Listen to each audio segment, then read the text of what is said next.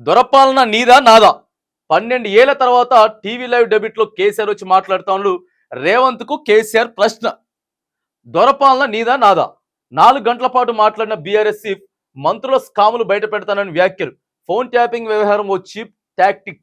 మళ్ళీ బీఆర్ఎస్ వస్తుంది, మళ్ళా నేనే సీఎం అవుతా. తెలంగాణలో 8 నుంచి 12 ఎంపీ స్థానాలు గెలవబోతా ఉన్నాం. బీజేపీకి ఒక్క సీటు వస్తే చాలా ఎక్కువే. రాష్ట్రంలో కాంగ్రెస్ పని 5 నెలల్లో అయిపోతుంది. ప్రజాభవన్ కు రేవంత్ ఎన్నిసార్లు వచ్చాడు? 25 మంది ఎమ్మెల్యేలు టచ్ లో ఉన్నది వాస్తవమే. రేవంత్ 2 లక్షల రుణమాఫీ చేయలేడు. కవిత కడిగిన ముత్యంలో బయటికి వస్తుంది. ఏపీలో గెలిచేది జగన్ సర్వేలు చెబుతున్నాయి.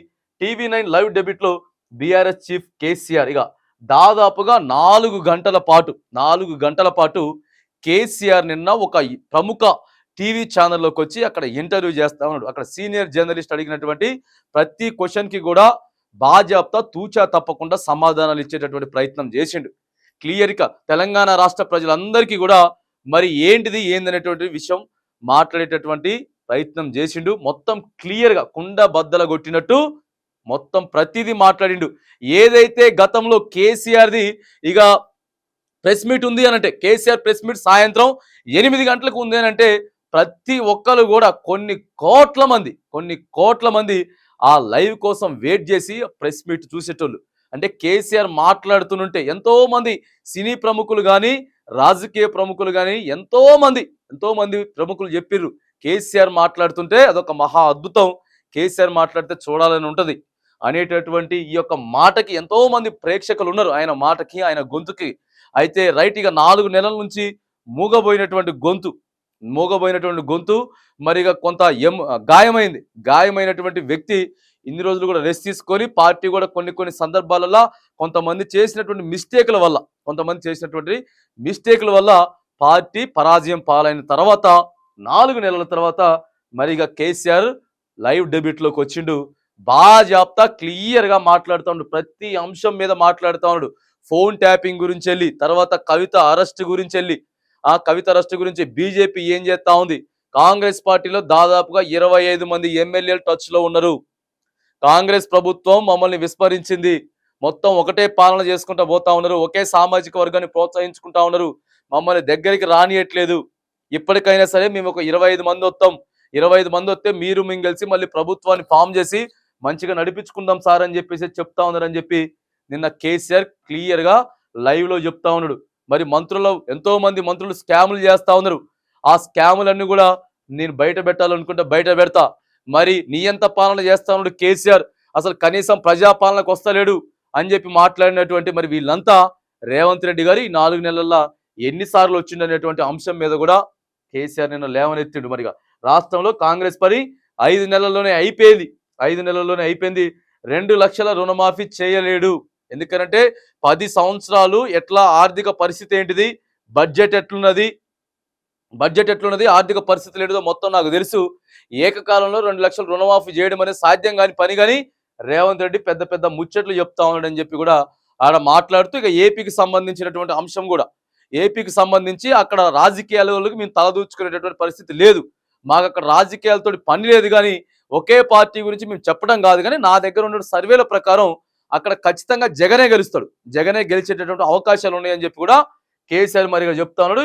ఇక ఇంకేం చెప్తా ఉన్నాడు, బీజేపీకి ఒక్క సీట్ వస్తే చాలా ఎక్కువే, మళ్ళీ ఇప్పుడు ఉన్నటువంటి ఎంపీ సీట్లలో బీజేపీకి ఒక్క సీట్ వచ్చినటువంటి ఎక్కువే, కానీ ఖచ్చితంగా మేము 8 నుంచి 12 స్థానాలు గెలవబోతా ఉన్నాం అని చెప్పి కూడా కీలకమైనటువంటి వ్యాఖ్యలు కేసీఆర్ చేస్తూ మళ్ళీ అధికారంలోకి వస్తుంది, మా పార్టీ మళ్ళీ అధికారంలోకి వస్తుంది, నేనే క్లియర్గా మళ్ళీ ముఖ్యమంత్రిని కాబోతా ఉన్నటువంటి విషయాన్ని కూడా చెప్తా ఉన్నాం. మరి నియంతి పాలన దొరల పాలన నీదా నాదా అని కేసీఆర్ నిన్న మాట్లాడుతూ ఉన్నాడు. ఇక ఏదైతే సీనియర్ జర్నలిస్టు 4 గంటల పాటు అడిగినటువంటి ప్రతి క్వశ్చన్కి కూడా సమాధానం చెప్పిండు. నిన్న జరిగినటువంటి టీవీ9లో జరిగినటువంటి లైవ్ డిబేట్లో దాదాపుగా సాయంత్రం 7 నుంచి 10:30 దాకా జరిగినటువంటి లైవ్ డిబేట్లో కొన్ని కోట్ల మంది నిన్న చరిత్ర సృష్టించింది. దాదాపుగా ఐపీఎల్తో పోటాగా నిన్న జరిగినటువంటి ఐపీఎల్ పోటాతోటి ఇగో ఇలా కేసీఆర్ జరిగినటువంటి లైవ్ సభ కూడా జరిగింది. ఎంతో మంది గ్రామాలలో మనం చూసినాం, మొత్తం స్క్రీన్లు వేసుకొని, ఆ తర్వాత ఇండ్లలో కూడా ఒక 10-20 మంది ఒకే దగ్గర కూర్చొని చూడడం ఇవన్నీ కూడా నిన్న కొంత హల్చల్గా సోషల్ మీడియా వ్యాప్తంగా కూడా జరిగినాయి. బీఆర్ఎస్ పార్టీకి సంబంధించి బీఆర్ఎస్ ప్రభుత్వానికి సంబంధించి చిక్కుముడులుగా మిగిలిపోయిన అనేక ప్రశ్నలకు ఆ పార్టీ అధినేత మాజీ ముఖ్యమంత్రి కేసీఆర్ సమాధానాలు చెప్పారు. టీవీ9 ఛానల్లో లైవ్ చర్చ కార్యక్రమంలో ఆయన పాల్గొన్నారు. దాదాపు 12 ఏళ్ల తర్వాత ఓ టీవీ స్టూడియో వెళ్లిన కేసీఆర్ 4 గంటల పాటు అనేక అంశాలపై మాట్లాడారు. ప్రస్తుత ప్రభుత్వం చేస్తున్న దుష్ప్రచారాలని అసలు వాస్తవం ఏంటనేది బయటపెట్టారు. సర్కార్కు చురకలతో పాటు సలహాలు ఇచ్చారు. రాష్ట్రానికి తాను మళ్ళీ ముఖ్యమంత్రి అవుతానని చెప్పి కూడా చెప్తా ఉన్నాడు. నేను మళ్ళీ సీఎం నవుతా, దొరణ పాలన నీదా నాదా అని చెప్పి ఇక్కడ క్లియర్గా మాట్లాడిన ప్రజలారా ఒకసారి చూడండి. గత ప్రభుత్వం అనేది దొరల పాలన అంటూ రేవంత్ రెడ్డి కాంగ్రెస్ బీజేపీలు చేస్తున్న ఆరోపణలకు రేవంత్ రెడ్డి కౌంటర్ ఇచ్చారు.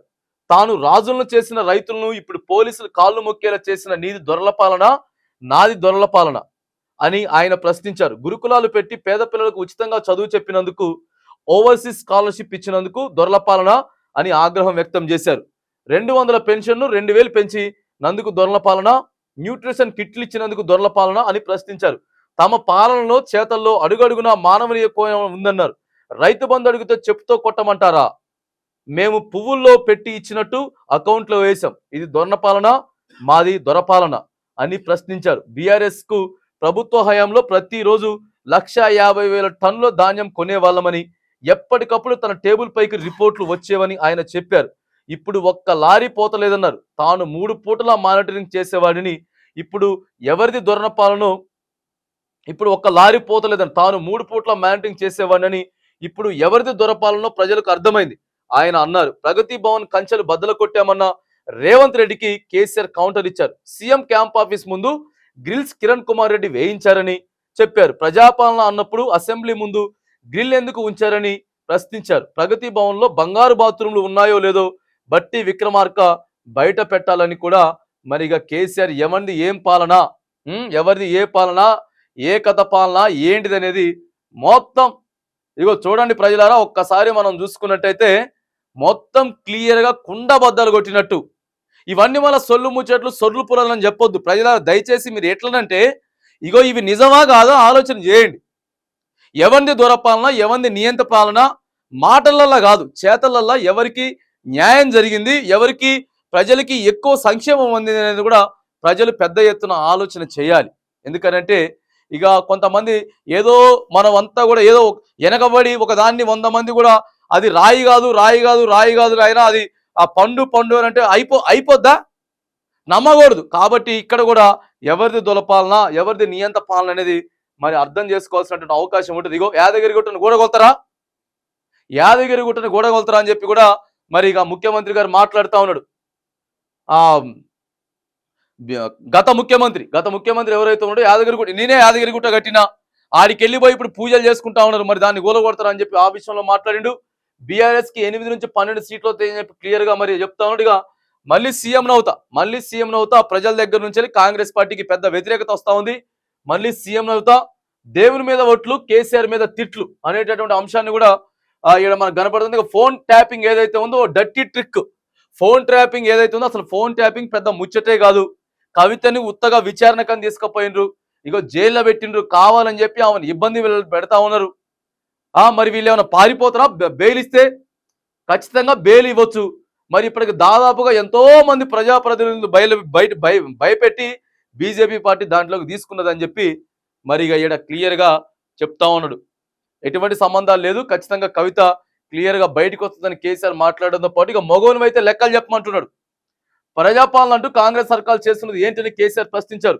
తాను పథకాల రూపకల్పన అమలు పనుల్లో బిజీగా ఉన్న ప్రజలను కలిసేవాడిని అయినా తనపై తప్పుడు ప్రచారం జరిగిందన్నారు. రేవంత్ రెడ్డి ప్రజా దర్బార్కు ఎన్ని గంటలు పోయాడని ప్రశ్నించారు.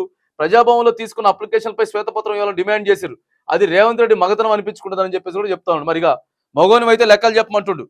ఎన్ని దరఖాస్తులు తీసుకున్నావు, ఎన్నిసార్లు నువ్వు ప్రజా దర్బారు పోయినావు, ఎన్ని గంటల కేటాయించినావు, బాగా చెప్తావు, నువ్వు చెప్పాలి. మగోని అయితే లెక్కలు చెప్పమంటుండు కేసీఆర్.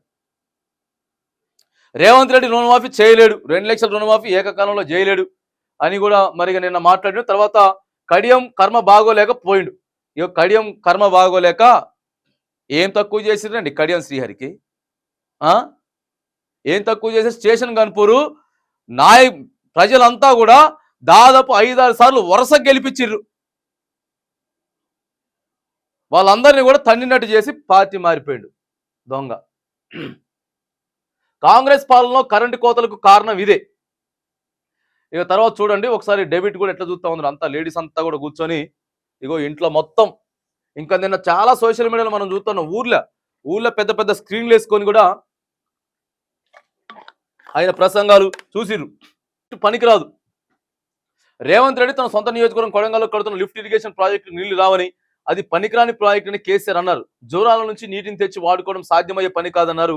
అక్కడ కేవలం 6 టీఎంసీ లభ్యత మాత్రమే ఉందన్నారు. అయినా రేవంత్ రెడ్డి పాలమూరు ప్రాజెక్టును పక్కకు పెట్టి దీనిపై పడ్డాడని విస్మరించారు. పాలమూరు ప్రాజెక్టును ఎందుకు పట్టించుకోవడం లేదో చెప్పాలని డిమాండ్ చేశారు. దీనిపై ప్రజా ఉద్యమాలు చేయిస్తామని హెచ్చరించారు. ప్రజలు మాకు ప్రతిపక్ష హోదా ఇచ్చారని, ప్రజా ఉద్యమాలతో సర్కారుకు బుద్ధి చెప్తామని చెప్పి కూడా మరిగా ఆయన చెప్తా ఉన్నాడు.